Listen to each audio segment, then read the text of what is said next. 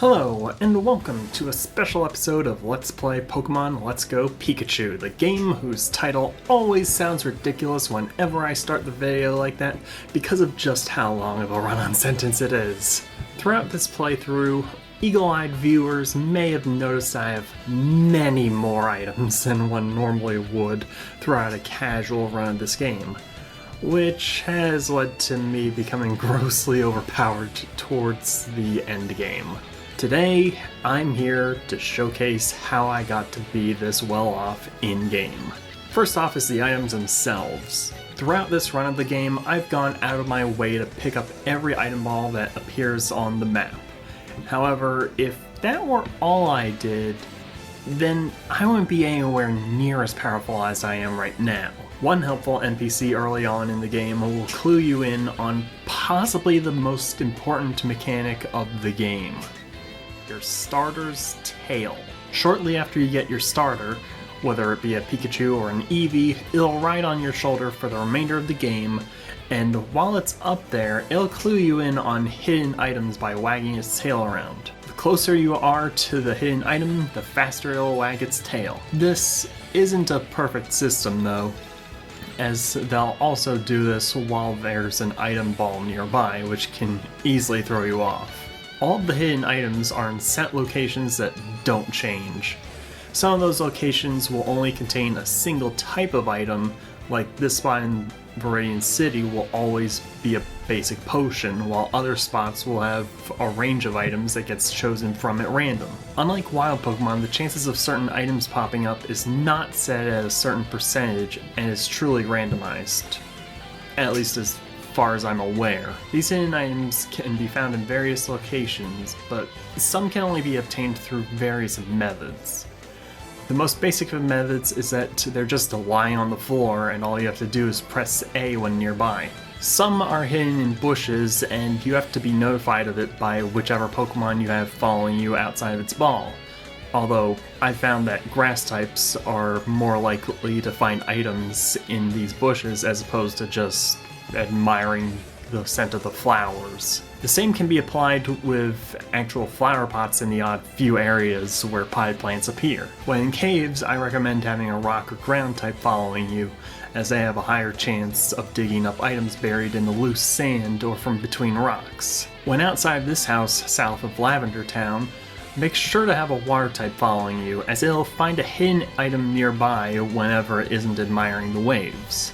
Also, anytime that you find a water cooler inside of a building, check it to get a bottle of fresh water, fittingly enough.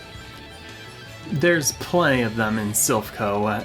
There's also a few items that you can just get by talking to the right NPC, and these are 100% guaranteed daily events.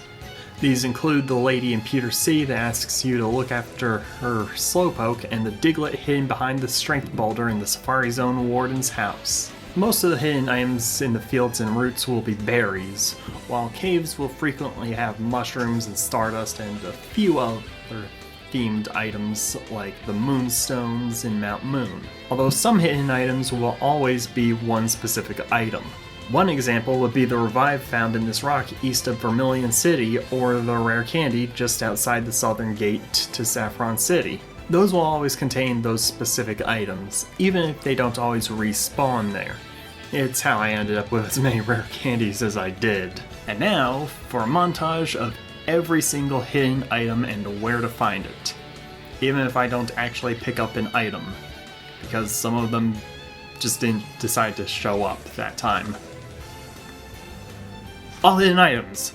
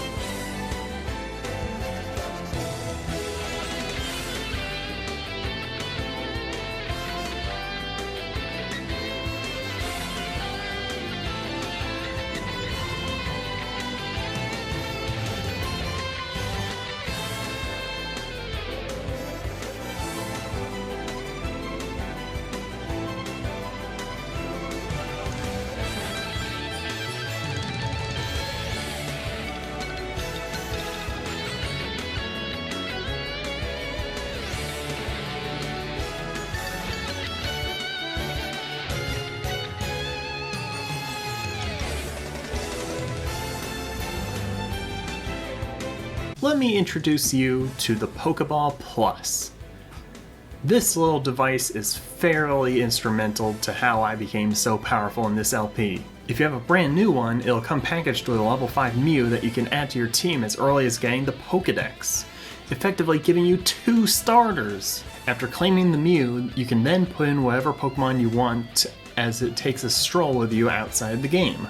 The Pokeball Plus reacts to motion. Whenever you move it around, the Pokemon inside will keep tabs on that, even if you just roll the Pokeball Plus around on your desk for a few seconds. It all adds up over time. There are a number of ways to interact with the Pokeball Plus, such as clipping it onto your belt loops so it can keep track of your steps taken when you take a walk or use a treadmill. It'll also do this if you just shove it in your pocket and go about your day. You can also interact with the Pokemon inside by pressing the button on the control stick on the Pokeball Plus. This will grab the attention of whichever Pokemon is inside, and it'll let out a cry to let you know that it wants to play with you. You play with it by shaking the Pokeball Plus around while the ring around the control stick is glowing. Interesting thing I noticed is that the ring will glow a different color depending on what type your Pokemon is. For instance, while my Growlithe is inside the Pokeball Plus, the ring will glow orange because it's a fire type. It would glow blue if I put in a water type, or green if I put in a grass type.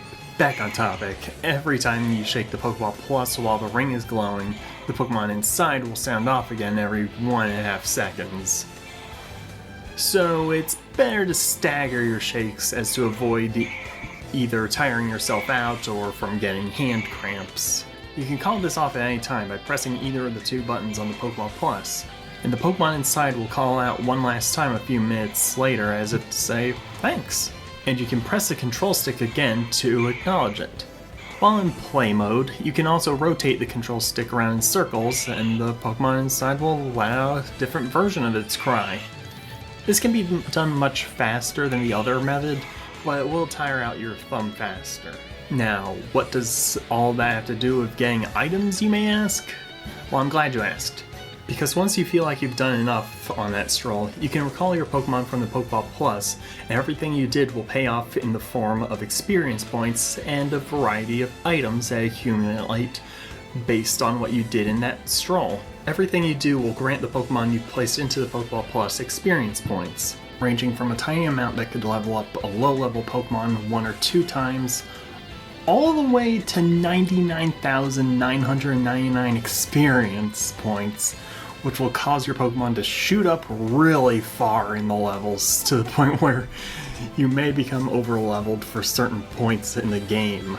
And most Pokemon would be able to flat out surpass their evolution threshold without any battling. Only downside is that you have to go through every notification for every single level up and decide on which new moves to learn, which can get tedious for Pokemon with larger movesets to pick from. Aside from experience, you can also earn upwards of 3 types of candy based on 3 factors. How long you spent playing with the Pokeball Plus, which Pokemon went on the stroll, and which Pokemon is actively following you in-game. The first factor is self-explanatory since that'll determine how much of each candy you'll get. The other 2 are a bit more involved though. If you want a specific Pokemon candy, you have to put in a Pokemon from that specific evolution line into the Pokeball Plus. For example, when I put in this Growlithe into the Pokeball Plus, I get Growlithe candy upon calling it back. However, you can also get candy for a second Pokemon that isn't in the Pokeball Plus by selecting it as your following Pokemon in-game. As far as I know, this is the only way to get additional candy for Mewtwo, Mew, Meltan, and Melmetal, seeing as you can't catch more of them in-game.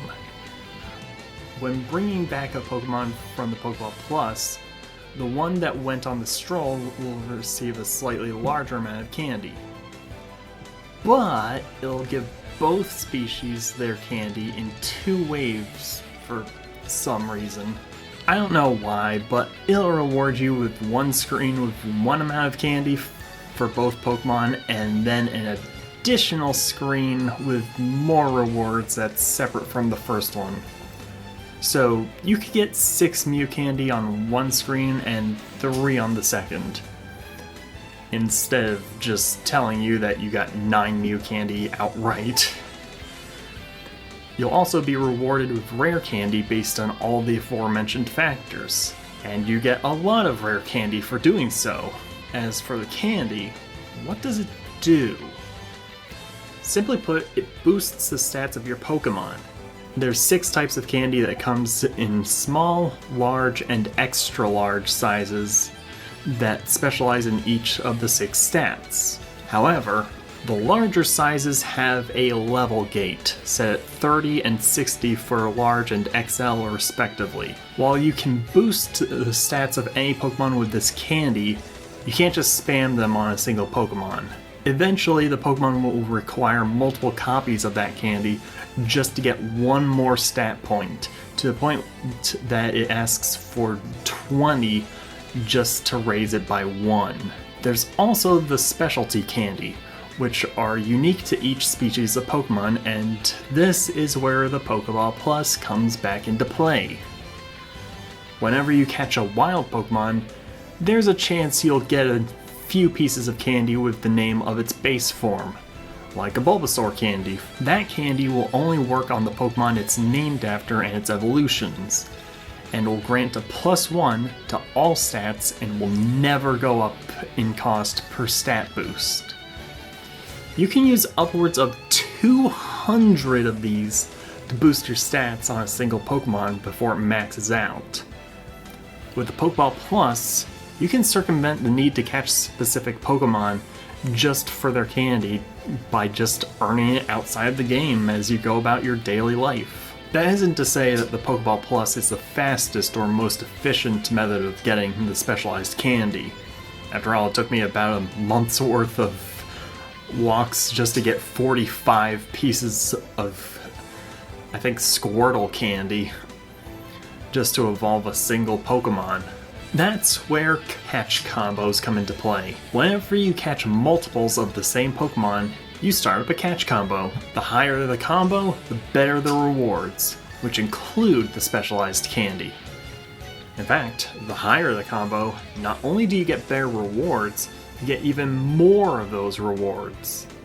I spent an afternoon catching Oddish on Route 1 and caught over 100 of them and wound up with more than enough Oddish candy to max out my Vileplume's stats when it was still a Gloom, resulting in it being my most powerful Pokemon for the majority of the playthrough, whom I would only send out when it was the most appropriate to do so, as to not completely steamroll the competition. However, this isn't always an option though, as you can't get a catch combo for Mewtwo, Mew, Meltan, and Melmetal. The latter 3 don't even spawn natively in the game and are only obtainable in limited quantities, with Mew being 1 per Pokeball Plus, while Meltan and Melmetal can only be obtained through Pokemon Go. Granted, with Pokemon Go you can obtain an infinite amount of Meltan, and by extension Melmetal, from Go, but you'll still need the Pokeball Plus to get candy for them, since you won't be given any Meltan candy from sending your excess Meltan to Professor Oak. You'd have to use the right berry to have a chance of Meltan or Melmetal to reward you with even 1 piece of its candy when transferring it from Go. And even then, that's while dealing with what's effectively a legendary Pokemon, so they're as difficult to catch as your typical legendary Pokemon would be. With all that in mind, I kept at the daily grind for a good while, traversing every inch of the region just to get these items over and over again. Sometimes I would do catch combos to get specific types of candy to boost my stats, but other than that, that's everything I did up until the league. From there onwards, I went to Cerulean Cave and have been farming items on the top floor of the cave, which has these glittering spots on the floor that contain a wide range of items, from every golden berry in the game, every fossil regardless of which one you chose at Mount Moon, max revives, and max lures. A wide assortment of Pokeballs, Great Balls, Ultra Balls, even ones that came in a pack of 10. And all you have to do is follow the patches of glitter in an S pattern while making sure your starter's tail is wagging to signal that there's a hidden item there. Oddly enough, the items respawn a lot faster here than anywhere else in the game, with them coming back within 10 minutes while still following the same rules of not all items respawn at the same time. So sometimes you'll be doing laps around the room with no items, and sometimes you'll get 3 items in a row at the bottom of the room, and sometimes you'll... What? Excuse me. You lied to me! You told me that your company only completed 1 prototype of the Master Ball, and you gave me that prototype, while I used that Master Ball to capture this Pokemon behind me. And afterwards, found another one in a cave. What? Did your company mass produce them ahead of time and just dump them all into the Cerulean Cave after Team Rocket attempted to take over and hope nobody found them? Yes. To be fair, we did hire a guard to block off the entrance to the cave after we buried all the Master Balls. So that's why it took so long for me to find it. And yeah, you can find more Master Balls in Cerulean Cave if you're persistent enough, but at that point it's just bragging rights. But it does make for a great equalizer when you find a shiny that you really want that you know is a pain to catch otherwise. In fact, you're more likely to find multiple shiny Pokemon on that floor than you are to find an additional Master Ball to catch them in. Unless you use a repel. A few videos prior, I showcased this minigame in Go Park. By transferring your excess duplicates of any single Pokemon from Pokemon Go, you can play this minigame where you guide them back to their Pokeballs in this chamber while avoiding the burrowing ground-type Pokemon. One thing that you have to take into account is the speed the Pokemon follows you. You can test this out by having one of that Pokemon in your party and set it as the one following you. Their movement speed can range from a stampeding Tauros to a dinky little Meltan that can't even keep up with your basic walking speed, for example. With Tauros, you can get upwards of 15 of them following behind you to the chamber with no problem. However, Meltan is so slow that the ground types will not only catch up to it, but trap it in an infinite stun lock combo like a pro fighting game player. Anyways, the goal is to round up all of your Pokemon back to the chamber within the time limit while avoiding the jealous ground types that burrow underground. If you get them all back to the chamber before time runs out, you'll earn a random stat boosting candy. Just a single piece, though. If you run out of time, it doesn't matter how many Pokemon made it back to the chamber, you get absolutely nothing but time wasted and many traumatized Meltan. And with that, you now have access to rematches with every gym leader and the Pokemon League for an endless supply of money, access to infinite rare candy for quick level ups, and if you don't plan on catching anything else, you can sell the golden berries found in Cerulean Cave to afford better healing items, or even the Mega Stones that become available in Indigo Plateau after becoming the champion. Hopefully that clears up everything, and now you too can become overpowered like I did. Hope you enjoyed, and I'll see you next time for more of Let's Play Pokemon Let's Go Pikachu. Next time, I'll be tying up a few loose ends that I've discovered while gathering items for this video.